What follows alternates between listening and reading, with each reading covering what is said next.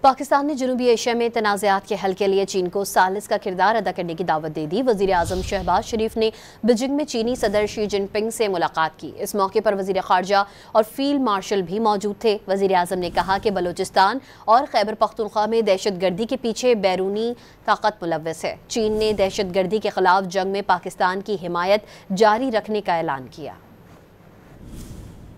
پاکستان نے جنوبی ایشیا میں دیرینہ تنازعات کے پائیدار حل کے لیے چین کو ثالث کا کردار ادا کرنے کی دعوت دے دی۔ وزیر اعظم شہباز شریف نے کہا کہ چین جنوبی ایشیا میں جامع مذاکرات کی نگرانی کرے تاکہ مذاکرات کے ثمرات پاکستان کو مل سکیں۔ وزیر اعظم شہباز شریف نے بیجنگ میں چینی صدر شی جن پنگ سے اہم ملاقات کی۔ وفود کی سطح کی ملاقات میں نائب وزیر اعظم اسحاق ڈار، فیلڈ مارشل عاصم منیر، احسن اقبال اور دیگر وزراء بھی موجود تھے۔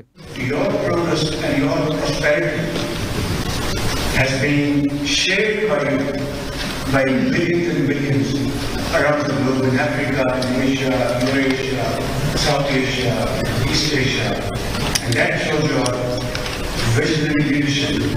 And I want to assure you, Mr. President, that I will work very closely with you to further strengthen our bonds. چینی صدر نے کہا کہ امید ہے پاکستان چینی عملے، منصوبوں اور ارادوں کی حفاظت یقینی بنانے کے لیے مؤثر اقدامات کرے گا۔ انہوں نے دہشت گردی کے خلاف جنگ میں چین پاکستان کی مکمل حمایت کا اظہار کیا۔ اس سے پہلے وزیر اعظم شہباز شریف SCO کے 25ویں سربراہی اجلاس میں شرکت کے بعد تیانجن سے بلٹ ٹرین کے ذریعے بیجنگ پہنچے۔ نیشنل پیپلز کانگریس کی اسٹینڈنگ کمیٹی کی رکن وینگ ہانگ اور چینی طلبہ نے وزیر اعظم کا پرتپاک استقبال کیا۔ طلبہ نے پاکستان اور چین کے پرچم اٹھا رکھے تھے۔ وزیر اعظم نے طلبہ کا جوش و جذبہ دیکھ کر دلی مسرت کا اظہار کیا اور خود بھی قومی پرچم لہرایا۔ دوسری جانب پاکستان کے برادر دوست ملک آذربائیجان کی SCO میں شمولیت بھارت کو کھلنے لگی۔ آذری میڈیا نے بتایا کہ بھارت نے ایک مرتبہ پھر آذربائیجان کو شنگھائی تعاون تنظیم کا مکمل رکن نہیں بننے دیا۔ صدر الہام نے وزیر اعظم شہباز شریف سے چین کے شہر تیانجن میں ملاقات کے دوران یہ معاملہ بھی اٹھایا اور بھارت کے خلاف فتح پر پاکستان کو مبارکباد پیش کی۔